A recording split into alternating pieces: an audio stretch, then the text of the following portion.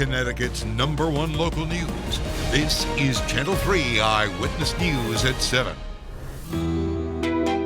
And good morning. It is 7 o'clock. I'm Irene O'Connor. We start with the coronavirus in Connecticut. State leaders say we continue to move in the right direction.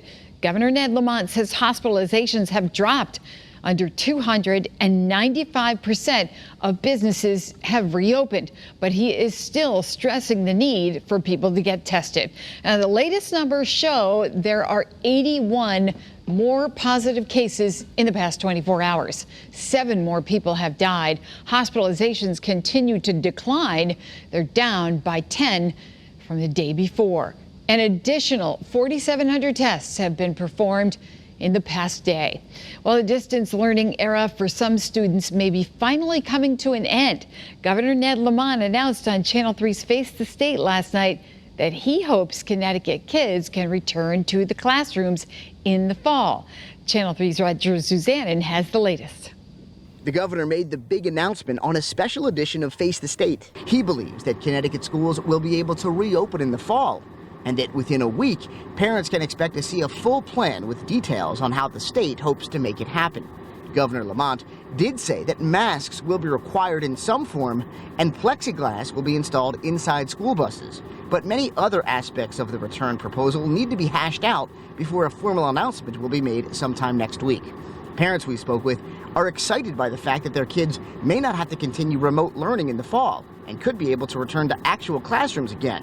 But some expressed concerns, too, especially for younger children who may have a more difficult time wearing masks and practicing social distancing. But students we discussed the plan with, like 6th grader Ryan Castagno, says he's willing to put up with a few safety rules and regulations if it means he can see his friends in school again soon.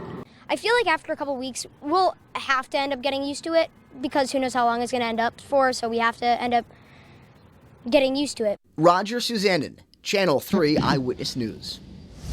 Well, today is Juneteenth, the annual day commemorating the end of slavery in the U.S. It's a day with enormous meaning for racial equality. Many communities across Connecticut are recognizing the day with events. Senators Kamala Harris and Cory Booker are introducing a bill to make Juneteenth a national holiday.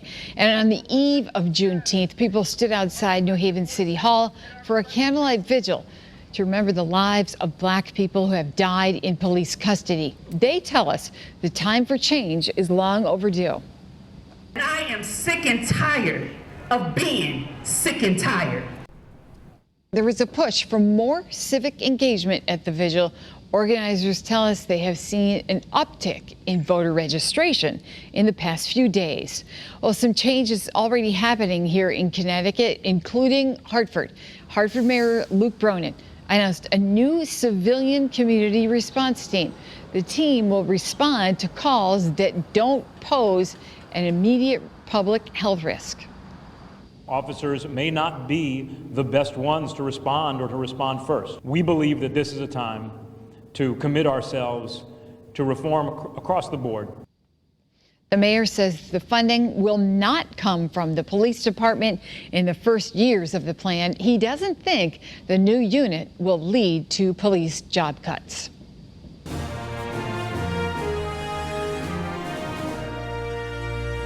We go now to Campaign 2020, and Amy Klobuchar has taken herself out of the running to be Joe Biden's vice president, and she's calling on him to pick a woman of color instead. Klobuchar says she broke the news to Biden 2 nights ago. She believes Biden can heal the nation by picking a woman of color. Klobuchar's home state is Minnesota, currently dealing with the aftermath of George Floyd's death at the hands of a police officer, I should say. Well, some 650,000 undocumented immigrants, known as Dreamers, are feeling a sense of relief after the Supreme Court rejected President Trump's efforts to immediately end the DACA program. The ruling sends the case back to the Department of Homeland Security, who may try again to justify why DACA should end. Here in Connecticut, there are nearly 4,000 DACA recipients. There was always a sense of fear of, like, you know, am I going to be here? Am I going to be able to continue going to school, continue working, continue seeing my family. Senator Blumenthal is now calling on Congress to pass the DREAM Act, which would grant legal status to many dreamers. Hi, everybody. I'm meteorologist Melissa Cole with your Channel 3 early warning forecast, and we are welcoming in summer tomorrow, and it is definitely going to be feeling like summer. We're forecasting highs inland tomorrow near 90 degrees. So summer officially arrives at 5:44. So to have a heat wave, you need 90-degree heat for 3 consecutive days or longer, and we're actually forecasting that for next week across the area. So we are talking about a hot stretch of weather. Berlin, 69 degrees, Hartford 69, Middlebury 65, Litchfield 67. So we're off to a mild start this morning, and look at those dew point temperatures. When they're in the mid and upper 60s, it feels sticky outside, and we also have some fog thanks to the air being pretty saturated. Temperature-wise across the Northeast, well, it's quite mild out there. In Portland, Maine, 72 degrees, Albany and Hartford 71, same thing with Boston, 69 in New York City and 67 in Philadelphia.